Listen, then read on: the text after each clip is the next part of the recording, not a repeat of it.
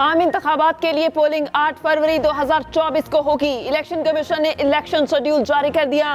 कागजात नामजदगी 19 दिसंबर तक वसूल किए जा सकेंगे। 20 से 22 दिसंबर तक उम्मीदवार कागजात नामजदगी जमा करा सकेंगे। उम्मीदवारों की इब्तदाई फहरिस्त 23 दिसंबर को आवेजा की जाएगी। 24 से 30 दिसंबर तक कागजात की जांच पड़ताल होगी। कागजात वापस करने की आखिरी तारीख 12 जनवरी। उम्मीदवारों की हतमी फहरिस्त 11 जनवरी को जारी की जाएगी। इंतखाबी निशान 13 जनवरी को जारी किए जाएंगे। कागजात नामजदगी मंजूर या मुस्तरद होने के खिलाफ अपीलों की समाअत 3 जनवरी तक होगी। एपलेट ट्रिब्यूनल 10 जनवरी तक अपीलें निपटाएंगे।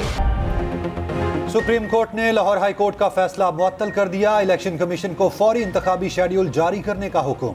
लाहौर हाई कोर्ट की दरखास्त पर मजीद कार्रवाई से रोक दिया। केस अपने पास मंगवा लिया। हुक्मनामे में कहा गया इंतखाबात का इनेकाद आइन का तकाजा है। हाई कोर्ट का फैसला सुप्रीम कोर्ट के फैसले से मुतजाद है। लाहौर हाई कोर्ट के जज ने मिसकंडक्ट का मुजाहिरा किया। लाहौर हाई कोर्ट का जज पंजाब के बाहर से मामलात पर कैसे फैसला दे सकता है। सिंगल जज ने गैर मामूली उजरत में फैसला दिया।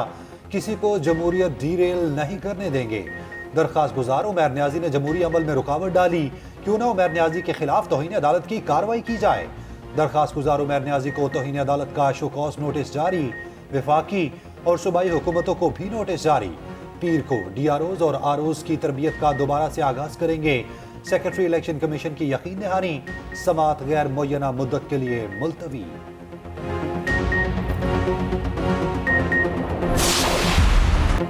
निगरान हुकूमत का महंगाई में पिसे आवाम के लिए बड़ा रिलीफ। पेट्रोल 14 रुपए, डीजल 13 रुपए 50 पैसे फी लीटर सस्ता।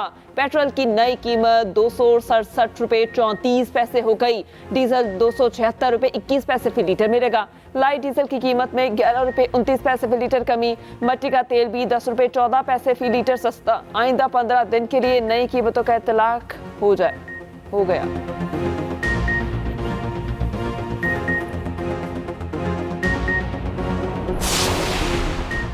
क्या तहरीक इंसाफ चाहती है मुल्क में इंतखाबात ना हो। दौरान समाअत चीफ जस्टिस के रिमार्क्स। कहा मैं इंसाफ दे रहा हूँ। ये वक्त शफाफियत और एहतसाब का है। क्या हाई कोर्ट का जज अपने चीफ जस्टिस को कह सकता है जुडिशल अफसरान ना दो। क्या सियासी जमातों से आरओज और डीआरओज मांगे जा रहे हैं। अदलिया से डीआरओ आरओज ना हो, एग्जीक्यूटिव से ना हो तो फिर कहाँ से हो। असल मकसद तो ये लगता है कि मुल्क में इंतखाबात ही ना हो।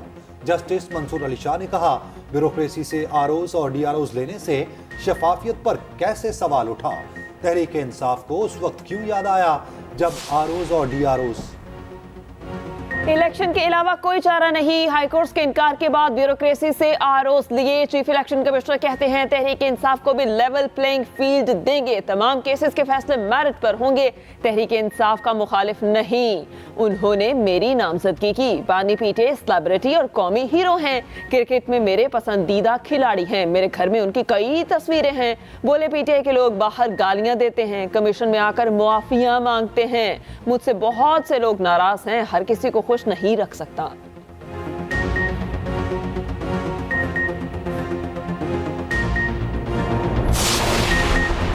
सियासी रहनुमाओं का सुप्रीम कोर्ट के फैसले का खैर मकदम। शहबाज शरीफ कहते हैं फैसला आइन की हिफाजत के लिए संगे मील है। सुप्रीम कोर्ट ने जमहूरियत और आइन के खिलाफ साजिश को नाकाम बनाया। पीटीआई की इलेक्शन से फरार की कोशिश नाकाम हो गई। इसहाक डार कहते हैं इलेक्शन कराना सिर्फ इलेक्शन कमीशन की जिम्मेदारी है। मुल्की हालात और आइन का तकाजा है कि इंतखाबात वक्त पर हों। मरियम औरंगजेब ने कहा पीटीआई इलेक्शन से फरार की कोशिश कर रही है। सिराजुल हक ने कहा सुप्रीम कोर्ट के वजूद का वाहिद मकसद आइन का तहफ़्फ़ुज़ है। बहरानों का हल शफाफ मुनशफाना इलेक्शन है। चेयरमैन पीटीआई बैरिस्टर गोहर कहते हैं पीटीआई इलेक्शन के लिए तैयार है। हम तो पहले दिन से 90 रोज में इंतखाबात चाहते हैं।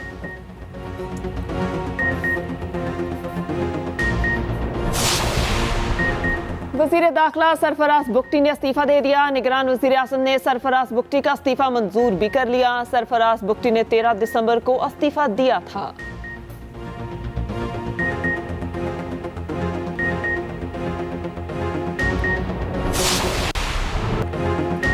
शौकत सदीकी बरतरफी केस में अहम पेशरफ्त। साबिक डीजी आईएसआई फैज हमीद को नोटिस जारी करने का फैसला। ब्रिगेडियर रिटायर्ड इमरान रामे, साबिक chief justice Islamabad high court Anwar कासी और साबिक रजिस्ट्रार बाबा आरिफ को भी नोटिस जारी कर दिया जाएगा। अदालत की शौकत सदीकी को 7 रोज में तरमीमी दरखास्त दायर करने की हिदायत। दौरान समाअत चीफ जस्टिस ने रिमार्क्स दिए, संगीन इल्जामात लगाए, उनके नताइज भी संगीन होंगे। फौजी अफसर किसी को फायदा दे रहे थे तो वो भी उस जाल में फंसेगा। क्या वो साबिक फौजी अफसरान खुद 2018 में इक्तदार में आना चाहते थे? चीफ जस्टिस का इस्तफसार, मेरे इल्जामात दुरुस्त हैं। हामिद खान का जवाब, चीफ जस्टिस ने कहा, इल्जामात से लग रहा है मकसद किसी और को वजीर आजम की कुर्सी पर बिठाना था। एक शख्स को जेल में रखकर पसंदीदा शख्स को जितवाना मकसद था। सहूलतकारों को फरीक बना लिया है तो फायदा उठाने वालों को क्यों नहीं बनाया? समाअत छुट्टियों के बाद तक मुलतवी।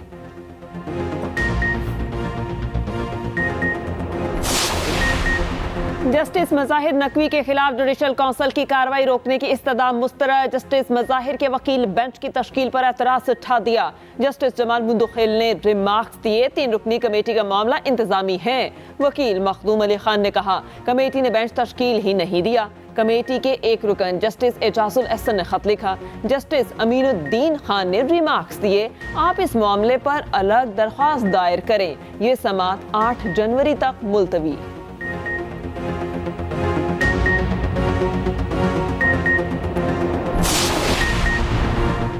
Army chief general Asim Munir का दौरा अमेरिका, सियासी और अस्करी क़यादत से मुलाकातें। आर्मी चीफ की अमरीकी वज़ीर ख़ारजा एंटनी ब्लिंकन और वज़ीर दिफा लॉयड ऑस्टिन से मुलाकात। नायब वज़ीर ख़ारजा विक्टोरिया नायब मुशीर कौमी सलामती जोनाथन से भी मिले। Chairman joint chief of staff general Charles से भी मुलाकात हुई। आलमी और इलाकाई सलामती के अमूर, इंसदाद दहशतगर्दी और बैनुल अक़वामी तनाज़ात पर तबादला ख्याल। आर्मी चीफ ने मसला कश्मीर आलमी करारदादों के मुताबिक हल करने की अहमियत को उजागर किया। आर्मी चीफ की बैरून मुल्क मुकीम पाकिस्तानी कम्युनिटी से बातचीत। आर्मी चीफ का कहना है, बैरून मुल्क मुकीम पाकिस्तान के सफीर असासा हैं।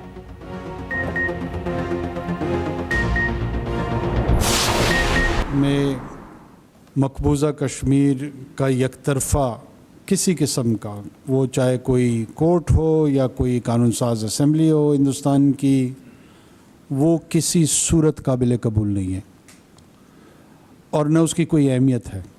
हम इसको जूते की नोक पे रखते हैं ऐसे फैसलों। भारतीय सुप्रीम कोर्ट का फैसला जूते की नोक पर रखते हैं। कोई भी अदालत कश्मीरियों के मुस्तकबिल का फैसला नहीं कर सकती। निगरान वज़ीर आज़म अनवारुल हक काकड़ की मुजफ्फराबाद में न्यूज़ कॉन्फ्रेंस, कहा, कश्मीर हिंदुस्तान का हिस्सा है, ना होगा। मकबूजा कश्मीर के रिहायशियों को हम पाकिस्तानी शहरी समझते हैं। अपने शहरियों के हकूक़ की पामाली किसी सूरत नहीं होने देंगे। भारत अपनी हद में रहे, अपनी हद पार न करे।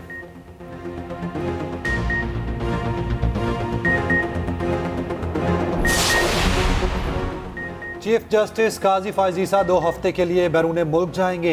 जस्टिस सरदार तारिक मसूद कायम मुकाम चीफ जस्टिस पाकिस्तान मुकर्रर। नोटिफिकेशन जारी, आज हल्फ उठाएंगे।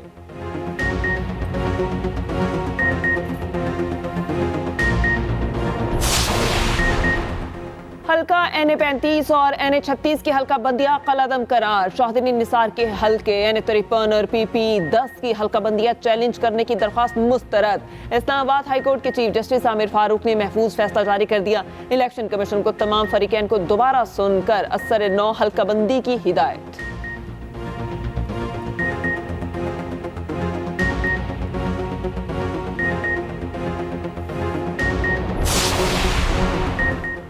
MKM का मीरपुर खास में सियासी पावर शो। खालिद मकबूल सदीकी कहते हैं, पीपल्स पार्टी ने तसलसल के साथ सिंध पर जबरन हुकूमत की। पाकिस्तान को मरूसी सियासत से आज़ाद कराना है। 8 फरवरी को पीपल्स पार्टी को सिंध के शहरी इलाकों से निकाल देंगे। मुस्तफ़ा कमाल बोले, आने वाला वक्त MKM का है। पीपल्स पार्टी के जागीरदारों और वडेरों का मुकाबला करेंगे।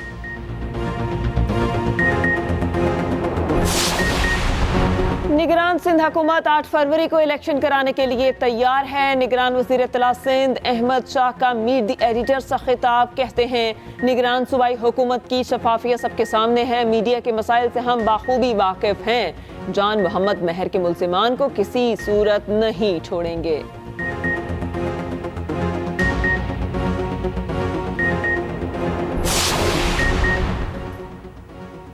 साबिक गवर्नर और वजीर आला KP सरदार मेहताब अब्बासी ने नून लीग को खैरबाद कह दिया। एबटाबाद के आबाई हल्के से आज़ाद हैसियत से कौमी असम्बली का इलेक्शन लड़ने का ऐलान। कहते हैं, नवाज शरीफ खुशामदियों के हसार में हैं। इलेक्शन के नाम पर कार्रवाई डाली जा रही है।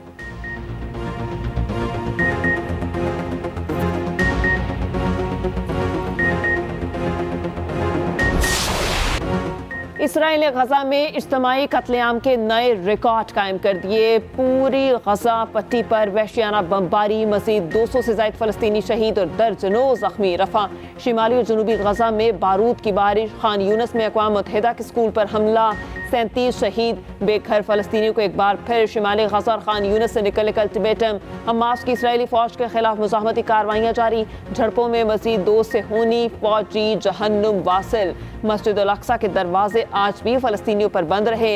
इसराइली फौज ने नमाज जुम्मा तक अदा न करने दी, तशद्दुद भी किया। रफा में बहादुर फलस्तीनी बमबारी के दौरान भी नमाज जुम्मा अदा करते रहे। पर्थ टेस्ट का आज तीसरा रोज पाकिस्तान 132 रन, 2 खिलाड़ी आउट से पहली इनिंग्स आगे बढ़ाएगा।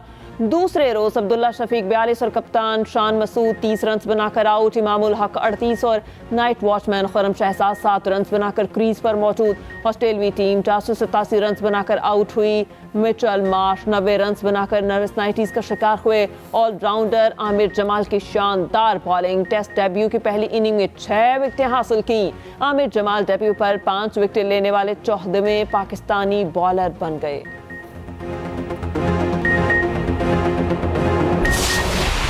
अंडर 19 एशिया कप में एक दिन में 2 बड़े अपसेट। रवायती हरीफ पाकिस्तान और भारत दोनों फाइनल की दौड़ से बाहर। पहले सेमीफाइनल में यूएई ने पाकिस्तान को 11 रन से हराया। 194 रन के हदफ के ताकुब में पाकिस्तान टीम 182 रन पर ढेर हो गई। दूसरे सेमीफाइनल में बांग्लादेश ने भारत को 4 विकेटों से हराया। एशिया कप का फाइनल मार्का इतवार को यूएई और बांग्लादेश के दरमियान होगा।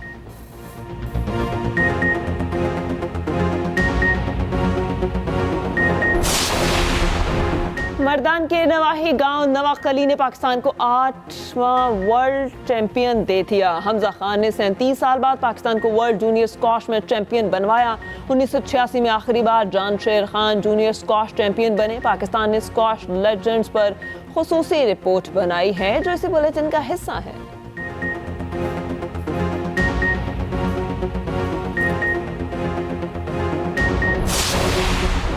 फीफा ने player of the year awards की नामजदगियों का ऐलान कर दिया। लियोनेल मेसी 8वीं बार अवार्ड जीतने के मजबूत उम्मीदवार। एर्लिंग हॉलैंड और किलियान एम्बापे भी नामजद। फीफा की अवार्ड तकरीब 15 जनवरी को लंदन में होगी। उधर मेसी की कतर वर्ल्ड कप में पहनी गई 6 जर्सियां $7.8 मिलियन में नीलाम हुई।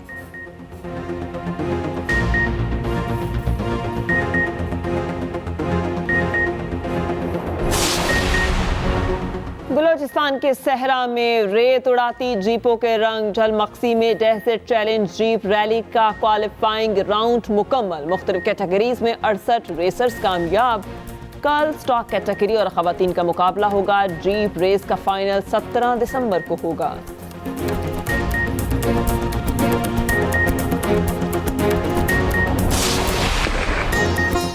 और निगरान विफाकी वजीर सकाफत जमाल शाह गुलकार बन गए। गुलकारा सायरा पीटर के साथ मिलकर ड्यूट गाया। विफाकी वजीर की आवाज सुनकर देखने वाले दंग रह गए।